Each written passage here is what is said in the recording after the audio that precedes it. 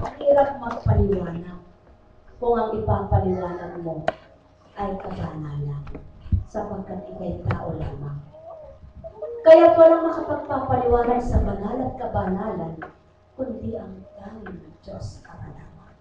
Na sa pamamagitan ng Kanyang Espiritu, napatutupad niya ang lahat ng nais niya, nagagawa niyang nais ang lahat ng naisin.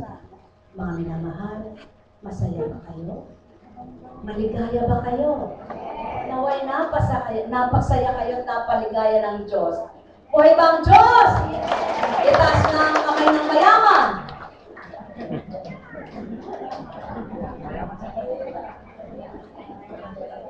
Mayaman sa pananampalataya.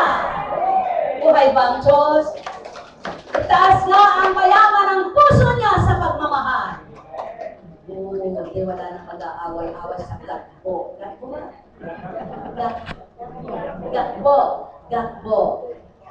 Barangay gatbo. Wala nang mag-aaway-away. Ano? Buhay ba ang Diyos? Masaya ba kayo? Buhay ba ang Diyos? Ano ba nagpapahaba ng buhay? Yung lungkot, yung galit, o yung saya? O sige nga, ngiti kayo, ngiti. Ano nagpapaganda ng kalooban? Galit o kagandahan ng loob? Alam niyo, mga minamahal, magkakaisa lang ang bawat isa sa damong ito, maaayos itong dagbanan ito. Tama ba? Buhayin niyo naman ang Espiritu ng Diyos sa damong ito para mabuhay din. Tama ba? Hindi magsasalita ang rebulto at ang larawan. Hoy mga anak, ako'y nalulungkot, walang nagsisimba. Pero pag sinabi mo, ganito, mag-inuman tayo. Marami na akong nakalaan, nakahanda na lahat, ang tulad. Naku, ang bilis, kahit babae.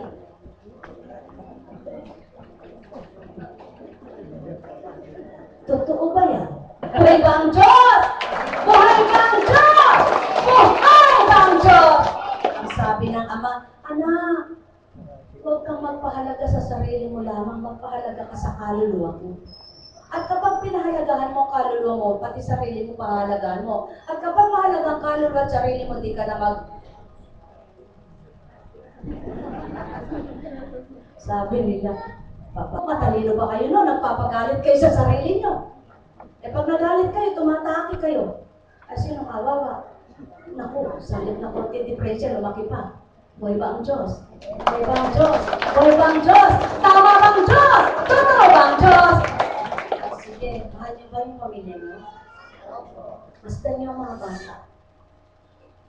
Masdan mo ang mga bata. Kung tunay kang nagmamahal. Walang pakainin ko, wala kaming ulam, di siya na lang ang magkulam. Ako di ba rin ang wala? Ngunit bakit napakalakas nang hanap sa'yo kaisipan?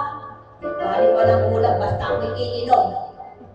Dahil wala ang Kristo sa'yo, nilalari mo ang Kristo mo. Sasabihin sa'yo, anak, nalulungkot ako. Gusto mo pa yung uminom kesa pakain mo sa anak mo. O ang halaman, hindi kayo nagtatanim. May isda. Lumalagoy sa dagat na di kayo ang nagsabog. May damo. Tumutubo din yung tinanim at di kayo nagsabog ni ano.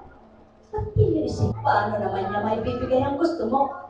Hindi mo nga siya kinikilala mo yung sarili mo.